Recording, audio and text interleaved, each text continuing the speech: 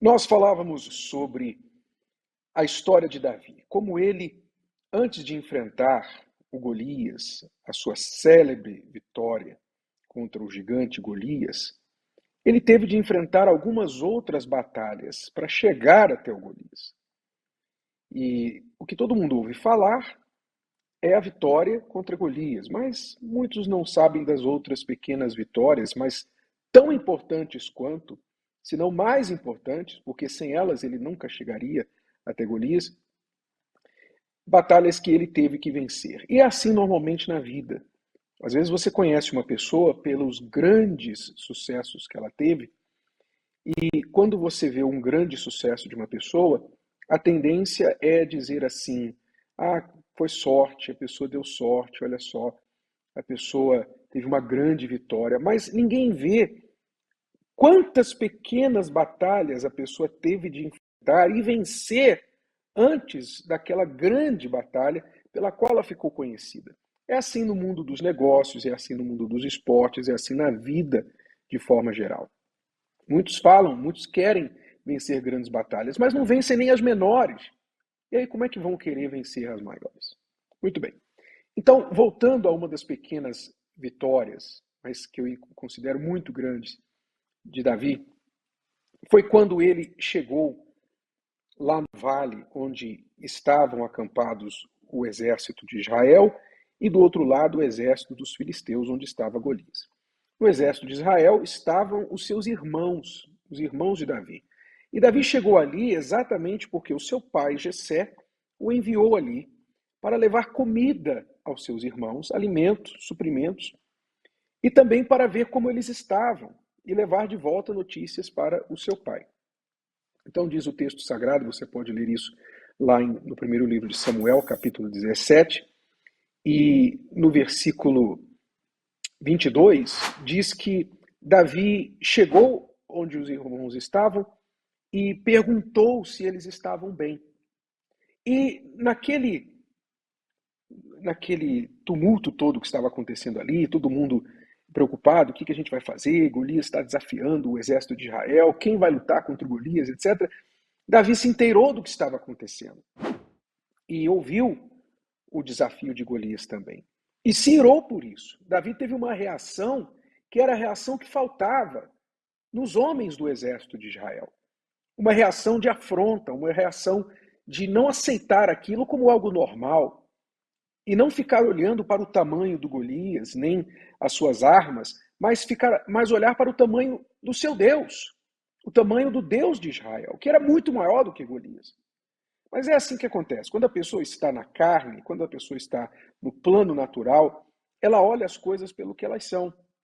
Ela é guiada pelos seus olhos físicos. E os homens de Israel, incluindo o rei Saul e os irmãos de Davi e todos os homens do exército, eles estavam tomados pelo que os seus olhos viam, que era que Golias tinha quase 3 metros de altura, armado até os dentes, um guerreiro treinado desde a sua juventude, enfim, alguém que iria, humanamente falando, fazer um hambúrguer do soldado de Israel que ousasse lutar com ele. Assim os homens olhavam para Golias. Mas Davi olhou para Golias com outro olhar. Ele olhou para o gigante, dizendo: esse sujeito atrevido, quem ele pensa que é para desafiar o exército do Deus vivo? Então Davi teve uma reação espiritual, como alguém de fora. Não é? Ele chegou ali naquela hora. E isso é muito importante você aprender, porque às vezes as nossas reações são condicionadas pelo meio, pelo ambiente que nós estamos. As pessoas ao nosso redor, todas estão com medo. Se nós não vigiarmos, nós vamos ficar com medo também. As pessoas ao nosso redor têm um comportamento, a gente acaba tendo um comportamento igual a elas. Mas Davi chegou de fora, ele não era soldado de Israel. Ele chegou, ele era um pastor de ovelhas. Ele tinha acabado de chegar ali. Quando ele ouviu a mensagem, então a primeira reação dele foi a reação que ele realmente deveria ter. Que todos, aliás, que estavam ali deveriam ter. Então ele não foi contaminado pelo espírito de medo que estava nos soldados de Israel. Só que o irmão mais velho de Davi, chamado Eliabe, você vê isso no versículo 28, o irmão mais velho dele, quando viu Davi ali falando, poxa, quem é esse incircunciso? Como ele ousa falar assim do exército do Deus vivo, etc. Eliabe se irou contra Davi e disse para ele assim, por que você desceu aqui? O que você está fazendo aqui? Com que você deixou aquelas poucas ovelhas no deserto? Quer dizer, como se ele estivesse preocupado com as ovelhas, né? Eliabe com muito mais problemas para se preocupar, querendo demonstrar uma certa preocupação, se fosse preocupação com as ovelhas que Davi tinha deixado no deserto. Que ele tinha deixado, por sinal, com alguém cuidando. Ele não largou as ovelhas para lá, não. Davi não era irresponsável. Homens de Deus, pessoas de Deus, nunca são irresponsáveis. Davi não foi irresponsável, ele não largou as ovelhas para lá. Ele estava cumprindo uma ordem, uma missiva do pai dele. E fez a coisa da maneira mais responsável possível.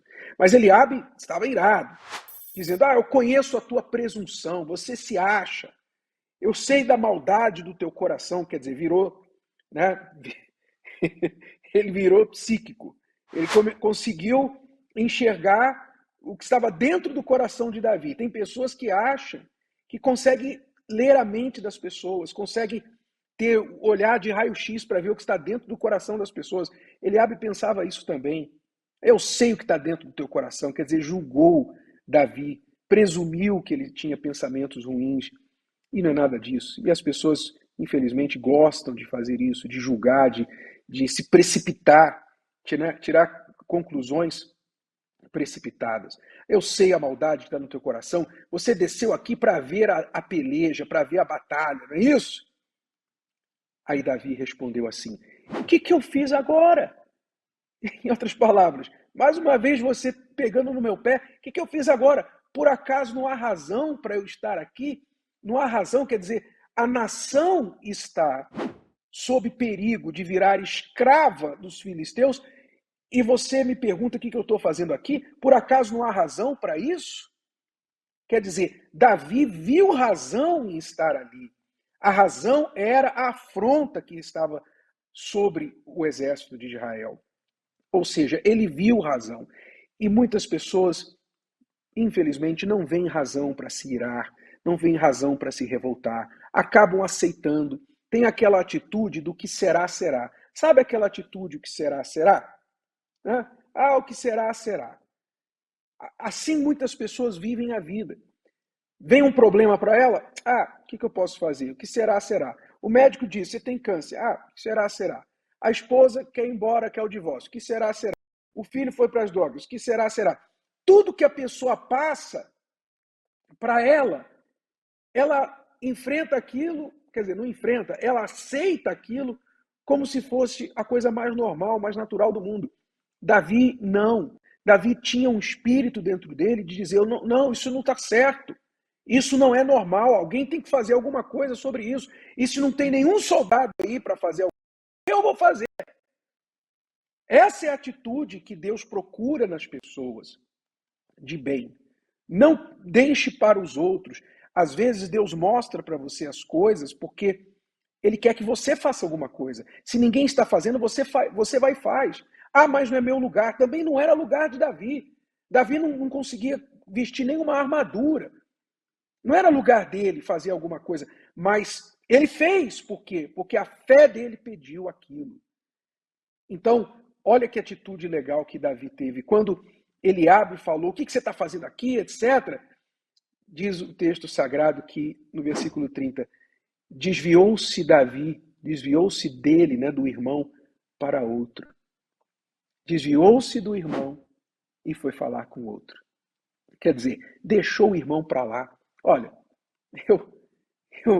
eu não vou ficar aqui boca com você, eu não vou ficar aqui discutindo com você enquanto tem um problema maior para ser resolvido. Deixou o irmão para lá, literalmente, deixou o irmão para lá e foi falar com outro que lhe desse ouvido.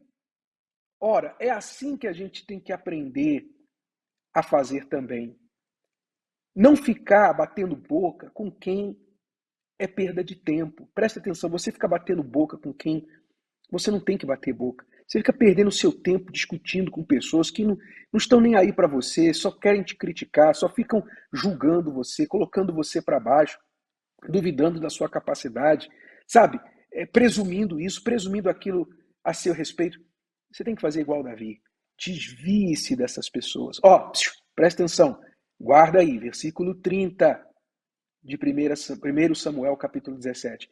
Desviou-se Davi do irmão mais velho, Eliabe, para outro. Você tem que se desviar para outro. Desvie-se. Desvie-se de quem vem te atrapalhar. Desvie-se de quem te afasta de Deus. Desvie-se daqueles que ficam colocando você para baixo. Daqueles que um estorvo no seu caminho, uma pedra no seu sapato. Não perca tempo com essas pessoas. Não perca tempo. Você tem que olhar para a razão que há para você se revoltar contra a sua situação. Olhe para Deus, não olhe para o gigante Golias e faça o que você tem que fazer. Faça o que você tem que fazer. Vá para cima. Vá para cima do seu problema. Não fique olhando para ninguém, não. E desvie-se de quem te atrapalha. E olha, tem muita gente que atrapalha. Tem muita gente nesse mundo que vai se colocar no seu caminho e tentar impedir você de chegar onde você tem de chegar. Mas vamos aprender a vencer essas pequenas, grandes batalhas antes da grande batalha. Como Davi venceu as suas pequenas batalhas, às vezes dentro da própria casa, contra os próprios irmãos, antes de vencer o Golias lá no campo. Gostou? Que tal ouvir de novo? Ouça quantas vezes precisar, até que este conteúdo faça parte de você. E não se esqueça de dar o seu like, comentar e compartilhar. Até a próxima!